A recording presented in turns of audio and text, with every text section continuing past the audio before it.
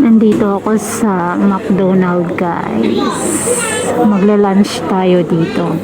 Pero ano oras na? Alas 3 na ng hapon. So, ito yung lunch ko. Magwa-waiting pa tayo sa order ko. So, guys, magla-lunch tayo dito sa McDonald's. So, ito nga ang ginawa ko, guys. Kasi first time kong ginawa to.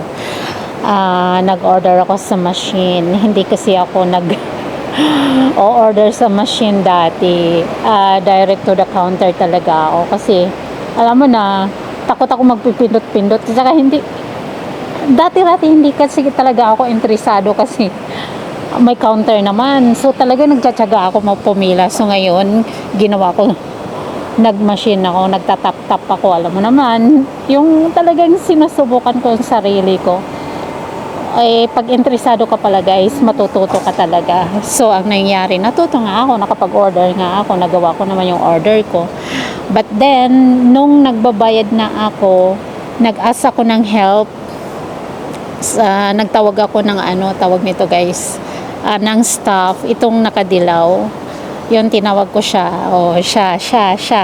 Siya yung nag-help sa akin nung pagdating na sa payment. Kasi pagdating doon sa payment, meron yung ibang pinipindot. And then, pwede ka naman kasing mag-payment din doon sa counter.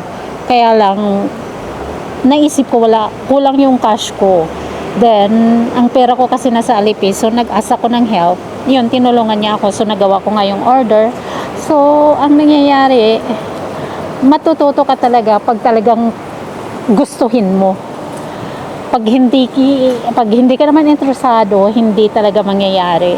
Hindi ka talaga matututo. Alam mo naman, dati-rati, sa 8 years ko, dito, tuwing pumapasok ako ng McDonald's or Jollibee or anywhere, pag merong mga machine wala, didma ko yan. Talagang nasa counter ako, guys. So, ngayon, natuto ako. Ayun. So, malaking bagay na rin yun sa akin na natuto na ako.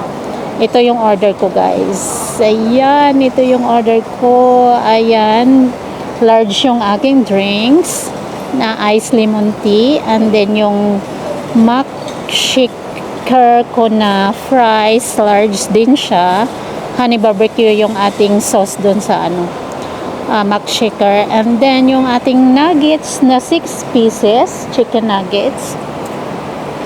Ayan, guys. At saka meron akong tawag nitong yung sauce natin sa hot mustard, yung sauce natin sa nuggets. Yun. Ito yung ating lunch ngayon, guys.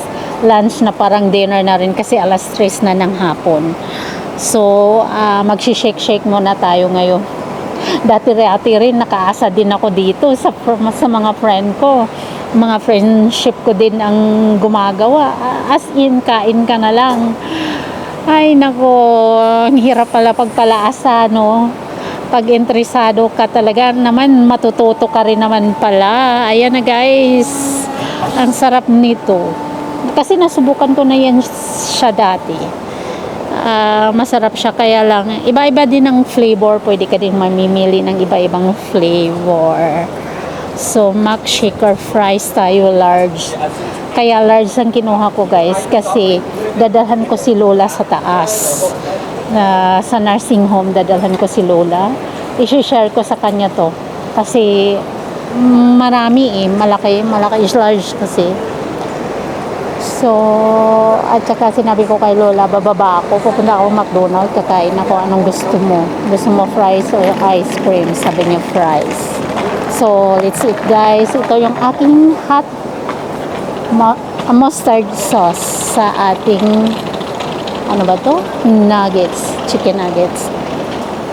At saka yung ating fries. So, ngayon, let's eat. Ang sarap. Kahit wala akong rice. Ayan, ito yung ating lunch. Kain tayo, guys. Ngayon ay Sabado. Bukas pa. Bukas pala ay Sunday. Day off natin. Wala tayong trabaho bukas. So, kakain tayo. Ito na siguro kasama na to hapunan, guys. Kasi Mabubusog na tayo dito. So, let's eat!